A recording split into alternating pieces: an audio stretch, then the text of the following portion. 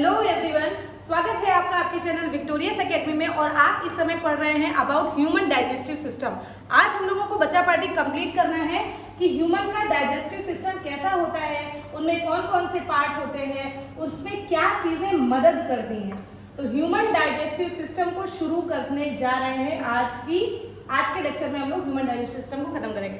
तो बच्चों, सबसे पहले ह्यूमन डाइजेस्टिव प्रोसेस या फिर डाइजेशन होता क्या है, तो डाइजेशन की डेफिनेशन समझते हैं कि it is a catabolic process. Catabolic का मतलब होता है किसी चीज को तोड़ना मरोड़ना, तोड़ना, कुल मिलाकर चीजों को तोड़ना।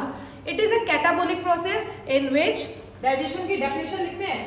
डाइजेशन इज अ फटाफट digestion is a catabolic process. Digestion is a catabolic process in which complex molecules is break down in simple molecules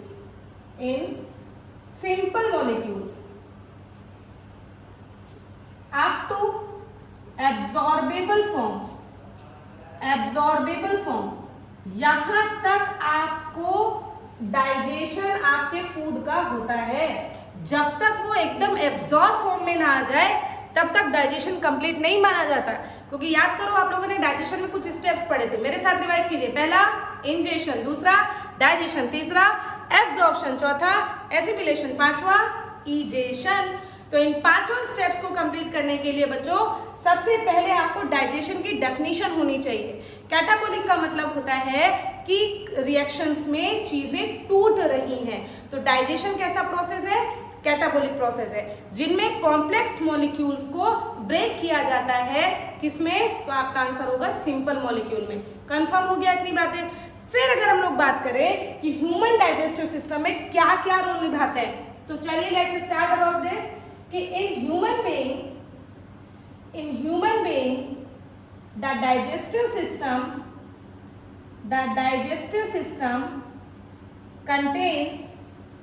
contains a long path, खूब लंबा पाथ कंटेन करता है बेटू, जिसको ट्यूबुलर स्ट्रक्चर एलिमेंट्री कैनाल कहते हैं।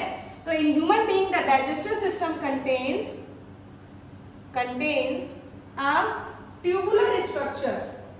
contains a tubular structure which is called, जिसको हम लोग कहते क्या है, which is called, तो आपका आंसर होगा एलिमेंट्री कैनाल, जिसको हम लोग क्या कहते हैं मुन्ना? Alimentary canal. समझ में आया? अगर एलिमेंट्री कैनाल की लेंथ की बात करें तो इसकी लेंथ होती है अबाउट 7 to 8 मीटर। तो इट्स लेंथ इज अबाउट कितना मुन्ना? 7 to 8 metres. इसकी लेंथ अबाउट 7 से 8 मीटर होती है। और ये कहां से कहां तक कंस्टिट्यूट करती है, तो आपका आंसर होगा माउथ से लेकर एनस, यानी कि जहां से खाया वहां से लेकर जिस पॉइंट से एक्सक्रीटरी वेस्ट बाहर निकाला जाता है उस पॉइंट तक जितना भी ट्यूबुलर स्ट्रक्चर होता है उसको हम लोग कहते हैं एलिमेंट्री कैनाल। कंबाइनली उसको कहते हैं एलिमेंट्री कैनाल। तो its length is about 7 to 8 meter and it starts from, तो आपका आंसर होगा from mouth to anus,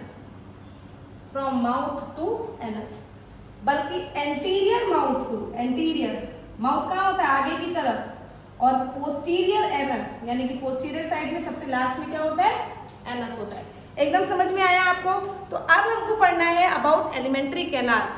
देखो बच्चों, पहले तो ये समझ में आ गया कि ह्यूमन बीइंग में डाइजेस्टिव सिस्टम में क्या होता है, लेकिन इसी के साथ डाइजेस्टिव सिस्टम में कुछ ग्लैंड्स भी यूज होती हैं। तो लिखेंगे the digestive system also involve,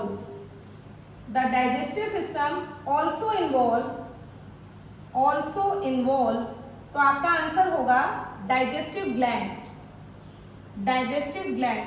glands क्या होती है मुन्ना?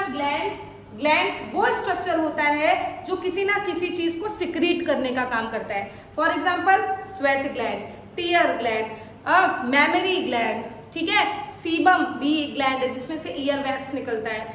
आपके यहाँ जो आपके डाइजेस्टिव सिस्टम में जो यूज होने वाली ग्लैंड है, उन ग्लैंड्स को कंबाइनली हम लोग कहते हैं डाइजेस्टिव ग्लैंड। तो the digestive system also involve digestive gland which secretes, क्या सिक्रीट करेंगे मुन्ना? तो आपका आंसर होगा डाइजेस्टिव एंजाइम्स। तो आप लोगों को देखो अब पढ़ना क्या क्या है, एक रूपरेखा, एक स्ट्रक्चर तैयार हो चुका है कि आपको पढ़ना क्या क्या है। तो मुन्ना आपको पढ़ना है एलिमेंट्री कैनाल के बारे में, आपको पढ़ना है डाइजेस्टिव ग्लैंड्स के बारे में, और फिर आपको पढ़नी है मैकेनिज्म कि कैसे डाइजेशन होता है। तो alimentary canal, digestive gland clear हो गया। तो डाइजेस्टिव सिस्टम ऑल्सो इन्वॉल्व किया digestive gland which secrete digestive enzyme and helps in, और ये किसमें मदद करता है? तो आपका आंसर होगा डाइजेशन। ठीक, क्लियर? स्क्रीनशॉट लीजिए। अब हमको स्टार्ट करना है अबाउट एलिमेंट्री कैनाल। चलिए बच्चों, इसके बाद अगर एलिमेंट्री कैनाल की बात करें तो अब तक आपको समझ में आ गया होगा कि एलिमेंट्री कैनाल में कौन कौन से पार्ट्स पार्टिसिपेट करते हैं। चलिए बच्चों बताएं जरा, सबसे पहला एलिमेंट्री कैनाल का पार्ट क्या होगा? सबसे पहले तो हेडिंग आपकी रहेगी एलिमेंट्री कैनाल। एलिमेंट्री कैनाल, तो एलिमेंट्री कैनाल क्या बताया कितने मीटर होता है? तो आपका आंसर है 6 to 8 मीटर। एलिमेंट्री कैनाल एक पाथवे है जिसके थ्रू खाना डाइजेस्ट होता है। उस पाथवे में उस खाने को आना ही पड़ेगा, जिसके कारण वो डाइजेशन कंप्लीट होगा। एलिमेंट्री कैनाल है क्या? It is highly coiled structure. मतलब भाई इतना बड़ा डाइजेस्टिव सिस्टम है, थोड़ा कॉइल पर सिकुड़ सिकुड़ के रहेगा यार, तभी तो हमारे शरीर के अंदर फिट होगा। तो it is coiled structure which constitutes the pathway of digestion. तो इसकी डेफिनेशन क्या होगी कि it is coiled structure which have following organs, जिसके पास कुछ ऑर्गन्स होते हैं। डैश लगा के पहले नंबर से शुरू करने जा रहे हैं ना। सबसे पहला पार्ट आता है माउथ, या फिर इसको हम लोग कहते हैं बकल कैविटी। सबसे पहला मुंह में आप सबसे पहले अपने निवाले को लेते हो, क्योंकि खाना को खाने के लिए उस खाने को मुंह में जाना जरूरी है, जिसमें दो चीजें मौजूद होती हैं। क्या क्या? एक टीथ, दूसरा टंग। तो टीथ की सहायता से हम लोग उस खाने को चबाते हैं। चबाने को इंग्लिश में मैस्टिकेशन कहते हैं। So the food which we have take by the help of teeth masticated it, and with the help of tongue it is converted into liquid form. खुद सोचो, जो सलाइवा हमारे मुंह में होता है, जिसको हिंदी में लार कहते हैं बच्चा, उसकी वजह से वो हमारा खाना थोड़ा गीला होता है कि नहीं? और गीली चीज खिसकने में आसानी होती है ना, तो खाने को अंदर खिसकाना भी तो है। इसलिए हमारे डाइजेशन में सलाइवा का भी महत्वपूर्ण रोल होता है, इंपॉर्टेंट रोल होता है। तो सबसे पहले हम लोग माउथ की बात करेंगे मुन्ना। माउथ में क्या क्या होता है? सबसे पहले तो बात करें, इट कंटेन्स 2 पार्ट्स। यही से शुरू करते हैं। It contains 2 part. इसमें कितने पार्ट आते हैं मुन्ना? तो आपका आंसर होगा 2 पार्ट। फटाफट पहले टीथ की बात करते हैं। टीथ की कंडीशन को देखते हैं। सबसे पहले आपके दांत थीकोडोंट होते हैं। थीकोडोंट कहने का मतलब है कि आपके दांत जबड़े में स्थित है, जबड़े में खांचों में धसे हैं। तो the teeth are embedded in jaws. मसूड़ों में आपके दांत मजबूती से धसे हुए हैं। दूसरे नंबर पर आता है हेट्रोडोंट। ह्यूमन में डिफरेंट टाइप के टीथ मुंह में प्रेजेंट होते हैं। हेट्रोडोंट का मतलब different types of teeth, different kinds of teeth are present in humans. Different kinds of teeth are present in humans. Different type के टीथ आपके ह्यूमन में मौजूद होते हैं। वो टीथ कौन कौन से होते हैं जरा देखें मुन्ना। पहला इंसीजर, दूसरा केनाइन, तीसरा प्रीमोलर, चौथा molar. Incisor, canine, premolar and molar. जो इंसीजर दांत होते हैं वो किसी चीज को काटने, आगे के दांत है काटने का काम कर रहे हैं। तो इंसीजर फॉर बाइटिंग। बाइटिंग का मतलब खाने के टुकड़े को, चॉकलेट काटी जाती है ना, काटने का काम करता है बेटा, चबाने का नहीं। आगे की दांत से चबा पाते हो क्या? नहीं ना। तो इंसीजर यूज होता है for biting, canine for tearing, किसी चीज को फाड़ने का। जो नॉन वेजिटेरियंस होते हैं यहाँ के थोड़े से जो दांत होते हैं थोड़े नुकीले होते हैं, उसी में फंसा के। वेजिटेरियन गन्ने की याद कर लो यार, गन्ने को फंसा कर छीला जाता है ना, कैनाइन फॉर टीयरिंग।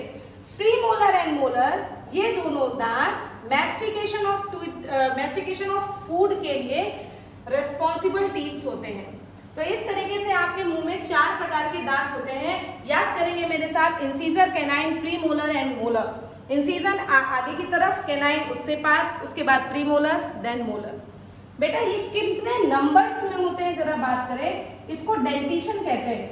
जितने नंबर्स में होते हैं इसको डेंटिशन कहते हैं। देखिए हाफ जा की बात करें, हाफ जा मतलब आधे मसूड़ों में, तो कितना होता है 2, 1, 2, 3। ये ऊपर के दांतों की बात हो गई, 2 इंसीजर, 1 कैनाइन, फिर 2 प्रीमोलर, फिर 3 मोलर इंटू 2, तो कितने हो जाएंगे बताओ, गिनो। 2, 1, 3, 4, 5, 8 हुए तीनों को मिलाकर, 8 2 जा 16, यानी कि ऊपर के जबड़ों में कितने दांत हो गए 16 दांत। तो 2 1 2 3 इंटू 2 बराबर कितने दांत हो गए मुन्ना 16 दांत। नीचे आओ, ये कहाँ के दांत है, अपर जॉ के। फिर आते हैं 2 1 2 3 इंटू 2 बराबर कितने दांत हो गए बच्चा 16 दांत। टोटल कितने दांत हो गए यार 32 दांत। ये कहाँ के जॉ, किस जॉ के हैं, लोअर जॉ के हैं। तो अपर जॉ और लोअर जॉ में टोटल 32 टीथ आर प्रेजेंट। यही बात होती है, इसको हम लोग कहते हैं डेंटिशन। दांतों की क्वालिटी समझ में। एक बात और सीखेंगे कि हमारा ह्यूमन, थोड़ा सा तीसरा पॉइंट इसका देख रहे हैं कि हमारे ह्यूमन में जीवन में 2 बार दांत उगते हैं। हमारे ह्यूमन में जीवन में 2 बार दांत उगता है, तो डाइफेओडोंट कहते हैं इस कंडीशन को। चीजों को लर्न करो। In life time of human 2 times teeth are grown. बताओ यार, बचपन में दांत उगते, हम लोग कहते हैं दूध वाले दांत आ गए, दूध वाले दांत आ गए।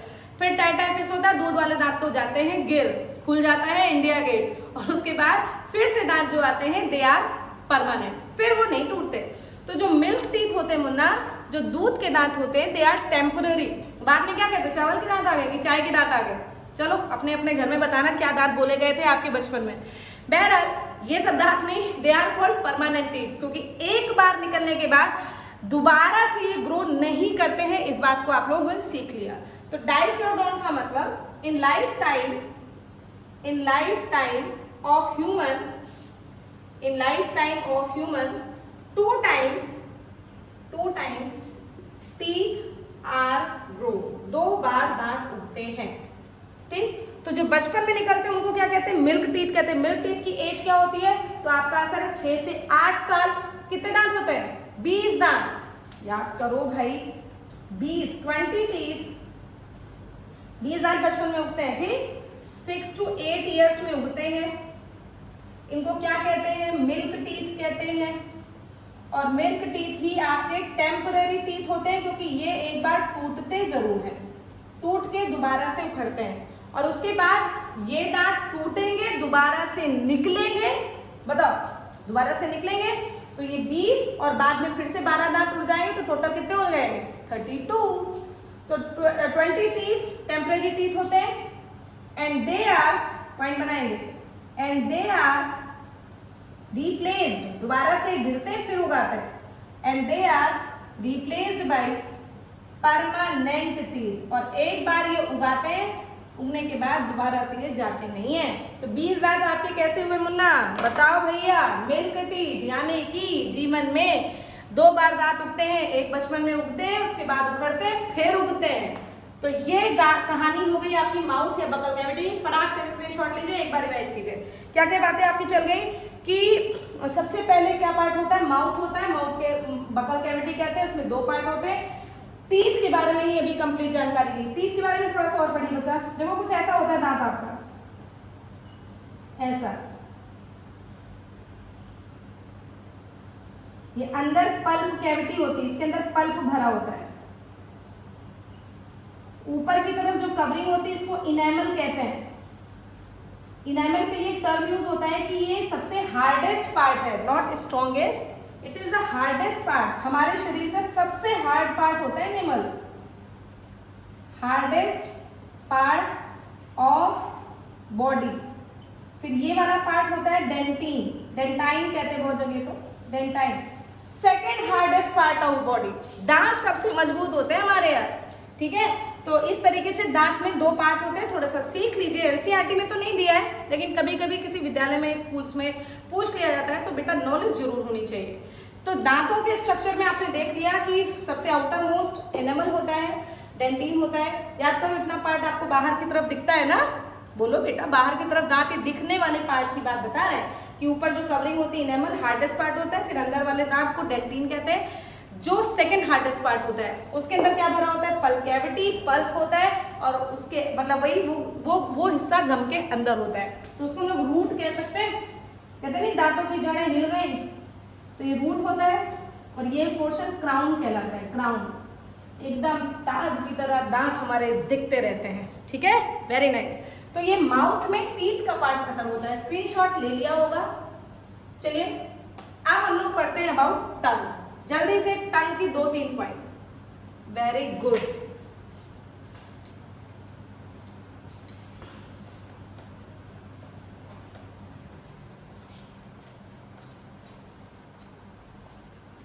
अगर हम लोग टंग की बात देखें मुन्ना, टंग की, तो टंग में एक बात याद रखनी है कि ये आपके शरीर में फ्रीली पीछे से जुड़ी होती है, आगे की तरफ से फ्री होती है, देखो हिल रही ना जी। तो क्या लिखोगे आप उसमें, क्या नाम है, अगर आपसे पूछे कोई कि आप टंग से रिलेटेड क्या बातें लिखोगे, तो आप लिखोगे कि ये हमारे शरीर में प्रेजेंट होती है। ये दूसरे नंबर पर ये जो टंग होता है, इसमें सेवरल टेस्ट बड्स होती हैं, मस्कुलर ऑर्गन होता है, काफी चीजें बोल सकते हो ना। देखते हैं बेटा जी क्या बोल सकते हो, इससे नहीं देखते हैं। It is highly muscular organ, केवल मांस होता है इसमें, मस्कुलर मसल्स होती हैं, हड्डी होती है क्या जीभ में किसी के, कभी नहीं। तो it is highly muscular organ. इसके अंदर बहुत सारे सेवरल टेस्ट बड्स होते हैं। It has several taste buds, several taste buds by which we recognize about taste, जिसके थ्रू हम स्वाद को समझ सकते हैं कि स्वाद क्या है। We recognize about taste. चलो थोड़ी सी टेस्ट की बातें कर लेते हैं, जान लेते हैं। देखो जैसे अगर आपकी जीभ है, तो जीभ में आगे के हिस्सा, पीछे का हिस्सा, ये हिस्सा और ये हिस्सा डिटरमाइन करता है टेस्ट में। अलग अलग प्रकार की टेस्ट बड्स होती है। तो ये हिस्सा बिटर टेस्ट को, बिटर टेस्ट के लिए टेस्ट बड्स पीछे की तरफ जीभ में होती है। आगे की तरफ स्वीट टेस्ट के लिए टेस्ट बड्स होती हैं। ये वाला खट्टा टेस्ट के लिए होता है, और ये वाला सॉल्टी टेस्ट के लिए टेस्ट बड्स होते हैं। तो इस तरीके से 4 प्रकार की टेस्ट बड, 4 ही स्वाद होते हैं, इसके अलावा भी कोई स्वाद होता है क्या, नहीं ना। तो इस प्रकार से टेस्ट बड्स डिफरेंट रीजन में आपकी प्रेजेंट होती है जीभ में, और वो टेस्ट का रिकॉग्नाइज करवाती है। नेक्स्ट पॉइंट में, it has saliva, it has salivary gland, salivary gland आ गया ना, विच सिक्रीट्स, क्या सिक्रीट करेगा मुन्ना, विच सिक्रीट्स। तो आपका आंसर होगा सलाइवा। सलाइवा काहे में मदद करता है, saliva helps in mixing of blood, saliva helps in mixing of blood, mixing of blood नहीं बच्चा, सॉरी, मिक्सिंग ऑफ फूड को, टुकड़ों को आपस में बांध के उसको इजीली शरीर के अंदर निगलने में मदद करता है। क्लियर हुआ। तो saliva helps in mixing of food. Next point में, ये तो हो गया आपके टंग की बात हुई, तो आपका खत्म होता है बेटा माउथ रीजन। अब शुरू होते हैं सेकेंड पार्ट में। तो सेकेंड पार्ट आपका होता है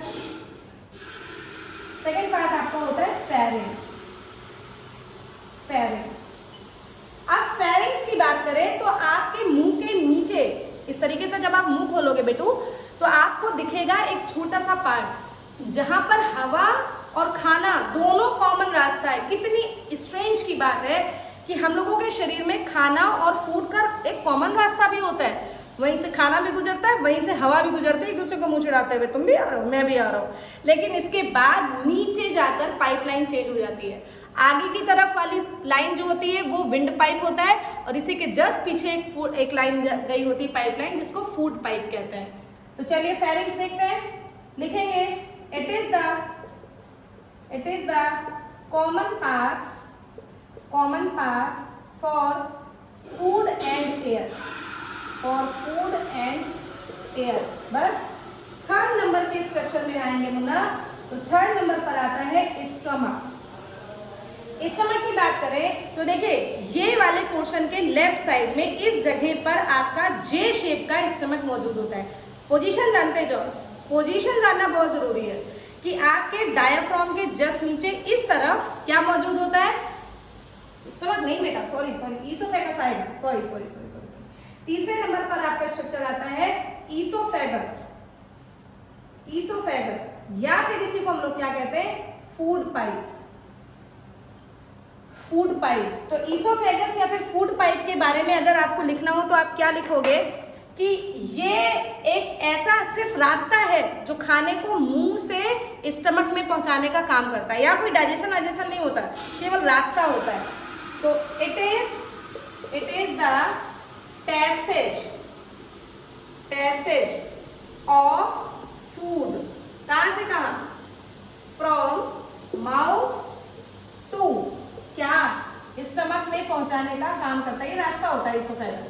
इसी को क्या कहते हैं, फूड पाइप कहते हैं। क्लियर हो गया। फिर आपको चौथे नंबर पे आएगा, तो आपका चौथे नंबर पे आता है स्टोमक, ठीक है। स्टमक का शेप कैसा होता है, तो आपका आंसर है जे शेप। कहां मौजूद होता है, अभी आपको बताया, left side of abdominal cavity, and it is present in left side of abdominal cavity। बस इतनी बात आपको याद रखनी है, इससे ज्यादा नहीं याद रखना है, समझ में आया, सिर्फ इतनी बात याद रखनी है। बाकी आपके स्कूल में कुछ भी बताए, कुछ भी क्या करना है यार, ज्यादा कुछ नहीं, एनसीईआरटी के लेवल्स का पढ़िए, इससे ज्यादा जरूरत नहीं होती है। तो जे shape and it is present in left side of abdominal cavity. School में ज्यादा बताया जाता है, कोई भी टीचर होगा थोड़ा सा तो ज्यादा बताएगा ही, लेकिन आप लोगों को चूंकि बोर्ड्स में परसेंटेज अच्छे लाने होते हैं तो लिमिटेड पढ़िए और अच्छा पढ़ के नंबर अच्छे लाइए तगड़े से। तो it is J shaped structure and present left side of abdominal cavity. क्या इसमें डाइजेशन होता है यार, डाइजेशन ईसोफेगस में नहीं होता, आपका स्टमक में होता है। स्टमक में बहुत सारे डाइजेस्टिव एंजाइम, अभी तुम लोग सिर्फ पार्ट पढ़ रहे हैं, ग्लैंड नहीं पढ़ी ना, डाइजेशन की कोई चीज पढ़ी, सिर्फ और सिर्फ पार्ट पढ़ रहे हैं। सबसे पहले माउथ पढ़ा, माउथ में टीथ टंग पढ़ा, फिर फेरिंक्स पढ़ा, फिर ईसोफेगस पढ़ा, फिर स्टमक पढ़ा, पढ़ लिया। इसके बाद आते हैं, स्टमक में 3 पार्ट होते हैं, स्टमक के 3 पार्ट्स होते हैं। It has 3 chambers. तीनों चैम्बर्स के नाम देख लो मुन्ना। पहला नाम होता है कार्डियक, फिर होता है फंडिक, फिर होता है पाइलोरिक। बहुत ज्यादा आपको इसके नाम डिटेलिंग याद रखने की जरूरत नहीं है, मैंने बार बार कहा एनसीईआरटी में जो चीज नहीं है उसको बहुत ज्यादा रिमेंबर रखने की जरूरत नहीं है, लेकिन सीख लीजिए जरूर। तो स्टमक में कितने चैम्बर होते हैं, तो आपका आंसर है 3 चैम्बर होते हैं, जिनके नाम होते हैं कार्डियक, फंडिक, पाइलोरिक। हो गया, बात खत्म, स्क्रीनशॉट लीजिए। स्टमक के बाद 3 पार्ट और पढ़ाने, small intestine, large intestine and anus. चलिए नेक्स्ट नंबर पर आते हैं हम लोग स्मॉल इंटेस्टाइन। अब स्मॉल इंटेस्टाइन की अगर बात करें, 5वें नंबर पर आते हैं अबाउट स्मॉल इंटेस्टाइन। बेटा ये बहुत ही ज्यादा हाईली क्वाइल्ड स्ट्रक्चर है, इसके बारे में क्या लिखेंगे, it is highly coiled structure, it is highly coiled structure. बहुत ज्यादा इसमें क्वाइलिंग पाई जाती है, इतनी ज्यादा क्वाइलिंग, सोचो ये अपने में स्मॉल इंटेस्टाइन ही सफिशिएंट है, काफी एरिया ले लेता है। इसकी लेंथ की बात करें, it's length is about 6.5 metre in man का मतलब मनुष्य, आदमी मत समझ लियो कि आदमी औरत की बात कर रहे हैं, ठीक है। बहुत ही ज्यादा नैरो स्ट्रक्चर है, बहुत ही ज्यादा वो वाला स्ट्रक्चर है, मतलब क्वाइल्ड स्ट्रक्चर है, बहुत ही ज्यादा नैरो स्ट्रक्चर है, बहुत ही ज्यादा, ठीक है, सफिशिएंट अमाउंट में आपको चीजें बता दें। स्मॉल इंटेस्टाइन स्मॉल क्यों होती है, क्योंकि देखो स्मॉल इंटेस्टाइन की लेंथ तो इतनी बड़ी है, फिर आप कह रहे हो मैम स्मॉल इंटेस्टाइन है, बेटा क्योंकि इसका डायामीटर छोटा होता है। डायामीटर का मतलब ये पतली दुबली होती है, पतली दुबली, और लार्ज इंटेस्टाइन थोड़ी मोटी होती है, ठीक। तो आपने क्या समझा कि यहाँ से समझते हैं, It is called small because its diameter is very less. Because its diameter is very less. क्योंकि इसका डायमीटर बहुत ज्यादा कम होता है, इसीलिए इसको स्मॉल कहा जाता है. क्लियर हुआ मुन्ना? नेक्स्ट पॉइंट पे आते हैं. स्मॉल इंटेस्टाइन के बाद नेक्स्ट आता है लार्ज इंटेस्टाइन. जैसे हमने स्टमक के 3 पार्ट पढ़ लिए, मैंने कहा बहुत ज्यादा रिमेंबर रखने की जरूरत नहीं है, इसमें भी इसी तरीके से 3 पार्ट बता दे रहे हैं. याद मत करो बेटू जी, लेकिन जानकारी रखो, बार बार कह रहे हैं. तो इट हैज 3 पार्ट्स. इसके पास भी 3 पार्ट्स होते हैं. नाम याद करेंगे. पहला डिओडिनम, दूसरा जेजुनम, फिर इलियम. ये इसके 3 पार्ट होते हैं, डिओडिनम, जेजुनम, इलियम. इसके बाद आते हैं हम लोग नेक्स्ट पे, जिसको हम लोग कहते हैं लार्ज इंटेस्टाइन. तो नेक्स्ट पार्ट क्या हो जाएगा? Large intestine. 5वें के बाद 6ठे नंबर पे कौन आएगा मुन्ना? तो आपका आंसर है लार्ज इंटेस्टाइन. लार्ज इंटेस्टाइन में क्या बोला गया कि लार्ज इंटेस्टाइन भी कॉइल्ड होता है, लेकिन ये स्मॉल इंटेस्टाइन के कंपैरिजन में थोड़ा सा कह सकते हो मोटा होता है ना. डायमीटर इसका कम है, उसका डायमीटर ज्यादा है, लेकिन पार्ट क्या है? Large intestine. इसमें कंप्लीट डाइजेशन बोल सकते हो आप कि इसमें कंप्लीट डाइजेशन हो जाता है. 1 सेकंड, थोड़ा इंक इसकी कंप्लीट कर ले यार. चलो, अगर एक पॉइंट रह गया, स्मॉल इंटेस्टाइन की बात करें,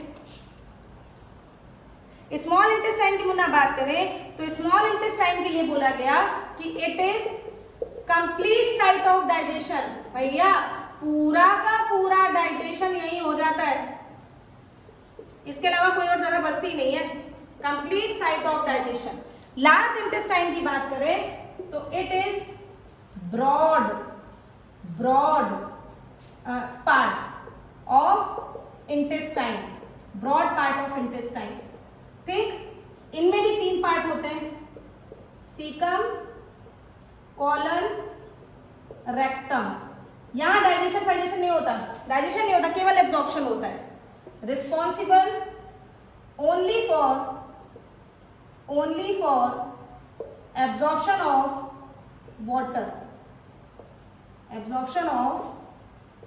वाटर. लास्ट पार्ट इसका है आपके इंटेस्टाइन का, जिसको हम लोग कहते हैं एनस. ये भी एक मस्कुलर पार्ट है, और जिसके थ्रू हम लोग एक्सक्रीटरी मटेरियल, यानी कि जो अनडाइजेस्टेड पार्ट होगा, वो बाहर निकालने का काम करेंगे. तो इट इज द पॉइंट या it is the part of alimentary canal by which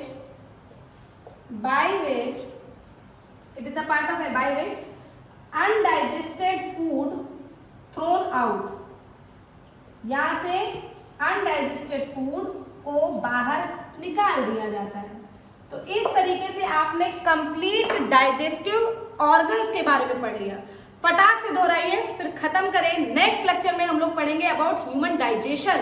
कैसे होता है ह्यूमन डाइजेशन, कौन कौन से पार्ट है? माउथ या फिर बगल कैविटी, दूसरा पार्ट इसोफेगस, तीसरा पार्ट फेरिंग्स, तीसरा पार्ट इसोफेगस का दूसरा नाम फूड पाइप, फिर आता है स्टमक, फिर आता है small intestine, and then large intestine, and the last one is called anus. So next lecture में हम लोग पढ़ेंगे अबाउट ह्यूमन डाइजेशन कैसे होता है. Till, thank you so much.